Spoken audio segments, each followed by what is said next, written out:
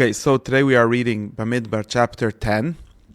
Now, what we have in this chapter is we can debate where really the chapter should have started or where this part of the book should start. But I think this is where the next part of the book starts, which is the story of the actual travels in the Midbar. We could have started this a little earlier. I think it probably starts in the middle of the previous chapter where we started to have the form of the travels with the cloud raising up and coming back down and staying. But now we have something framed as a mitzvah, and also in some sense a mitzvah l'doros, a mitzvah which will be for the generations, will be always, not only a mitzvah now. So unlike the entire order of the machnas, the order of the camps, where everyone should be, which are mitzvahs, but not mitzvahs that are always going to last, not mitzvahs that we do always. This is a mitzvah that, although it has a very explicit, very interesting kind of mitzvah, precisely because although it has a very explicit source or framing in this story, it's very explicitly timed there. On the other hand, it's very also explicitly told to be a mitzvah for l'doros, a mitzvah for the generations, for always. So this is something to think about. Why this is that maybe the only mitzvah that has this kind of framing. Connects, of course, to the mitzvah of Tekiyas Shofar and Rosh Hashanah, although it's not explicit here, but we can understand that it's connected. So that's one place in which to connect it and something important. So what we get is like this. We get is a command. Hashem speaks to Moshe, telling him to make two chatzotzres, some kind of trumpet or horn or something out of silver, make miksha, so fully silver, or it's a style of making. We have it in Melech Mishkan by the menorah miksha. Rashi always interprets it as being not poured, so not there's masecha. Masecha is when you pour gold or some precious metal and you form it into something. A miksha is when you do the opposite, so what's known in modern terms as subtractive manufacturing versus cumulative or additive manufacturing. So masecha, when you pour something, that's called additive manufacturing. You add the material to some kind of form and make that. Versus subtractive manufacturing, which is where you have a material and you cut things off until it becomes like that, or you form it by itself into like that. And that seems to be the more beloved form by the Torah for whichever reason, miksha. But anyways, or maybe it just might be that it was considered to be stronger or better that way. And now these chatzotzres will have two functions, two goals, two jobs.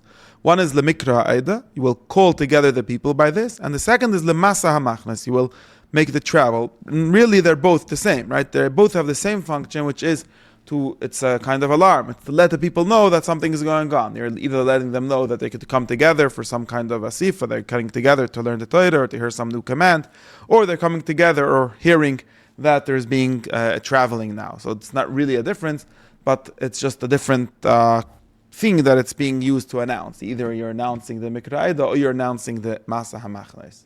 But as we'll see that there's a difference in the signal. They're going to give a different signal based on these two things.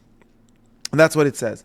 Visaki Bain, they will blow in these, they will use these trumpets, and Kol Aida will come to you, the entire community. I'm not sure if Kol Aida means literally every person. It might mean only something like, sometimes Aida means something like the important people, the representatives of the community.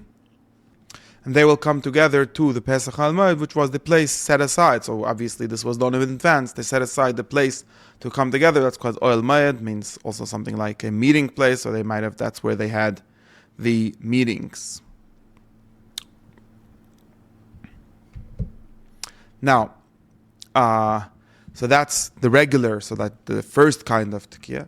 Then, so we just heard that there's two chatzotzres, there's two trumpets, and obviously we'll be able to hear, even far away or however far the people were, that they were blowing with both. But if they blow only with one, then not everyone will come, not the Kol Ha'edah, but the Nesim, the leaders, the Rosh Alfei Yisrael, the leaders or the generals, we could call them sometimes, if Alfei Yisrael means like a military division, they will come to Moshe. So that's like a lesser, it's not such a general assembly, it's an assembly of the leaders.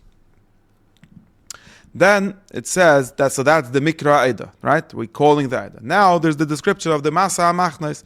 How does the sounding of the trumpets work for Masa HaMachnes? So it says, Eskatem Teruah, if you blow one Teruah, and it might be a different sound. Of course, Chazal interpret Teruah by Shofar as a different kind of sound. So they understand Tekatem as one kind of a simple sound and Teruah as a more complex sound. Or we've famously forgot or don't know exactly how to do it. But teruah is some kind of more complex sound, and that seems to be what it says here, because it says later that this tisku veloiser, it repeats itself. For the hakala, for the getting to be together, just tekiah, so some kind of simple sound, or we could just interpret it as just making noise, just the sound. And then teruah is when there's some kind of elaboration, some kind of complexity in the sound, and therefore there is that is the sound that they made. It's going to be a sign for the masa machnes, for the travel, and then it's described how the process of travel is sort of formed, is sort of led by these teruahs. So there's one teruah, and then the camps who are encamped in the front, Kaidma and Mizrach in the east, will travel. They're the first. Then the second teruah, and then the camps encamping to the right, or Durham, or to the south, will travel. And it repeats itself. And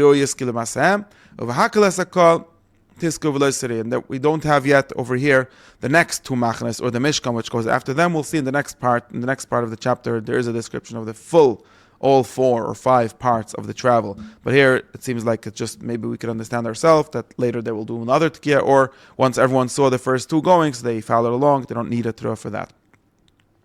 Now there's a command, who is the one doing the blowing, who is the one doing the sounding? It's Bnei Aaron, it's the Kehanim, that's their job. So interesting, they have this extra job, although this is not like a job of the Kodesh, it's nothing to do with the Mishkan seemingly. It's their job to blow the shofar. And this will be l'doresechem, this will work, this will be a law forever for their generations. And what will be the law? It says like this, when there will be a war. So here we can imagine that this is all about war, since we've been interpreting all of the story of the Machnes as a preparation for war, and these Tekiah, as also they need an alarm to get together the army to come together, either for a gathering or for the massa, which is basically a war. So they're saying that this will not only be here now, will be everywhere. There will be a war in your land.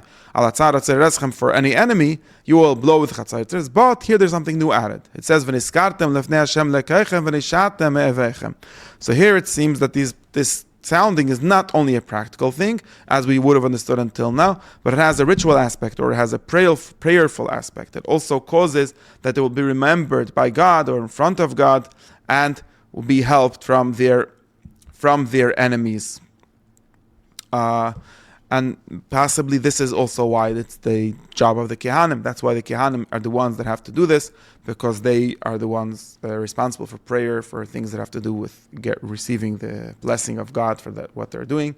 And then we see another thing, that this is not only for times of war, it's also for times of happiness. On days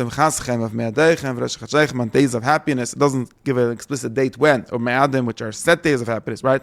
We assume that this means Yom Tov, you will blow a chatzoitzres, on your sacrifices, on the oil or on the shlum, which are the main sacrifices, and also we could still interpret these also as having some kind of practical effect, because of the reason, which is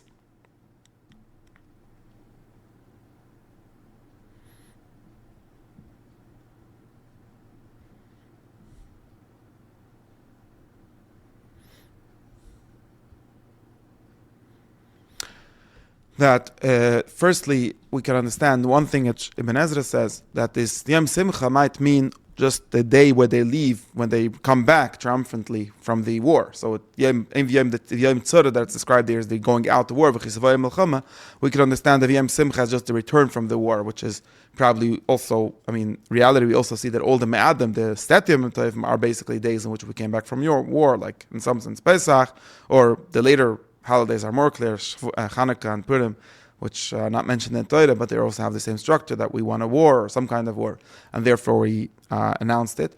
Or even Me'adim, even if there's a set time, just like 3 times a year where we have a Moed, there's still a need for announcing it, right? It's just a gathering, it's just one more instance of gathering. So we can understand these last 2 things, which are the Doiras, as just another 2 instances of the Tekiah, which is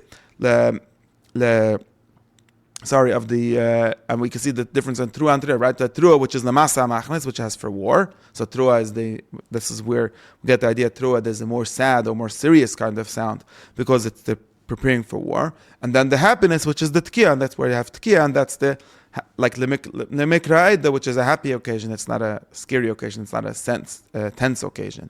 And then we could also understand that these, in a celebration for a holiday, we also need to call the people. Like, you have to know to come. So it's It could be understood in the same way, although it says when it's got them, which again adds the, we call it the vertical aspect here, the divine aspect. It still might have this simple function. Also, Rosh Chodesh we can understand, as is said in the Mishnah, that they blew shofar at Rosh Chodesh. And just, it seems like just to let people know that it was Rosh Chodesh, since Rosh Chodesh is something that the people have to know. The Bezdin decides that it's Rosh Chodesh, or at least that's how we know from Chazal. It doesn't say in the Pasuk, but it might be Remez over here with the Tekiah, and therefore we have to let everyone know that's Rosh Chodesh, and that sets the dates for the holidays to come. So, and then there's an ending, there's a signature in this Parsha, Ani Hashem Lekechem, like many Parshas in Vayikra Bamidbar. Now we have, after all the law, so this is another place where we could start the story if we want. After all the laws, we have the actual beginning of their travel. The first travel, the first Masa, and it gives us a date, the second year, the second month, the 20th of the month, so 5 days after Pesach Sheni. Now Le'onan, the cloud went up from the Mishkan, and the people traveled after it from Midbar Sinan. They went to Midbar Paran, and this was their first travel, Api Hashem Bi'ad Moshe. And it gives us, on the first travel, of course, we don't get this repeat for everyone. Like in Parshas Masa, we get something like 40 or 42 different stops that they made. We don't get this elaboration for everyone, but for the first one, we get the whole exact process. And when we read it, it's the minute to read it in the Nischa Vashira, because I think this is a poetic. It's not adding any information, it's just adding the poetry of the great celebration, sort of like they're actually starting to travel. We have Degel Machne Yehuda, which is led by Nachshon ben Menadav, together with Yisascha, with Nisan ben Suar, together with his Vilmus Aliv ben Chayle. And now we have the process of the Mishkan, right? So we discussed that the Mishkan had Gershon and Merari, which were charged on, respectively, on the wooden parts, the hard parts of the Mishkan, the soft parts of the Mishkan, we can call them, the fabrics, the areas. And then Kahat, which is in charge of the vessel, the internal parts of the Mishkan. So the first step is the Mishkan gets taken down, and Gershon and Merari travel with it, with their agulas, which we've discussed earlier. And then, so that's first, right? First, the first Machna is Degel Machne Bnei Yehuda. That's the Chodim Kedma, which we discussed. They go first. Then the Mishkan, number 2. And then Degel Machne Reuven, which is Taimona, on the right side, on the south, which is with Elitza ben Shader, the leader for Reuven, with Shimon, Shlomo ben Tzirsadeh, with God, Eliasaph ben Duel. And then after the second one, the Kahas, who carry the Mishkan here, Noisia Mishkan, means the vessels of the Mishkan, travel. And then it says, Vekimu esa Mishkan ad Baim. So in other words, we can understand that the reason why this was split in 2 steps, in other words, the Bnei Gershon and Merari are traveling with the building of the Mishkan. A step before Bnei Kahas are coming after the next group of people with the vessels of the Mishkan, is so that when they arrive at their stopping station, then the Bnei Gershon and Merari will be setting up the Mishkan, and then by the time the Kahas arrives, there'll be a Mishkan in which to put in the vessels of the Mishkan. Okay, and then we have the third one, Degel Machne ben Ephraim, traveling with Elishim ben Amir, together with Menashe, with their leader Gamliel ben Bedutzir, together with Binyamin Avidam ben Gidoni. And then the last one is Bnei Dan in the back, and it gives us a title, Ma'asev L'chal HaMachnes, the gatherer of all the Machnes. So we can understand that something like the Machne Bnei Dan, this is called the vanguard and the rear, right? These are specific functions within a camp that travels. The first people have a certain function, and the middle is like the main body, and then the rear has the function of taking care of whatever the rear takes care of. It's called Ma'aseh L'chal HaMachnes. So Rashi says, like people lost something, they would find it. In other words, it's protecting their rear, and together with their leader Achiaz ben Amishadai, together with them Osher, with Bagil ben Achron, together with Naphtali, with Achira ben Einan. These are Eile Ma'aseh b'nei Yisrael, L'tzavoisam v'Yisrael. Now there is 3 interesting pieces still in this chapter. One is an interesting dialogue between Moshe and his father-in-law Choivav, the son of Reuel. Of course, a new name. We've heard of him in Parshas Yisro. His name was Yisro. Here his name is Choivav, the son of Reuel.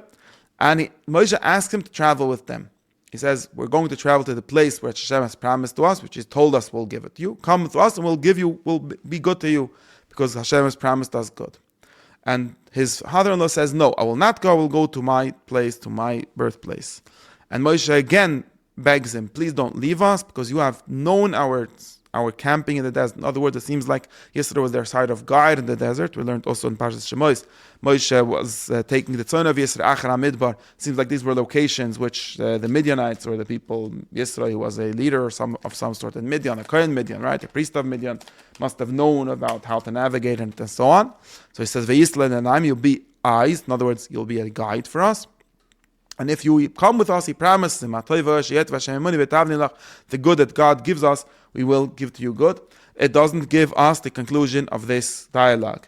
Of course, in Parshas Yisro, it says explicitly that Yisro, which might have, yes or not, been the same as Chayvav, has went home. Over here, it seems that he stayed. And also in Sefer Yeshua, it seems like the children of Chayvav, Chayse and Moshe, explicitly are said to get their prize. So this Veitavnulach, this that Moshe promised him a part in the land, was fulfilled in Sefer Yeshua. So it's not clear what's the story with this dialogue. There's some mystery in this.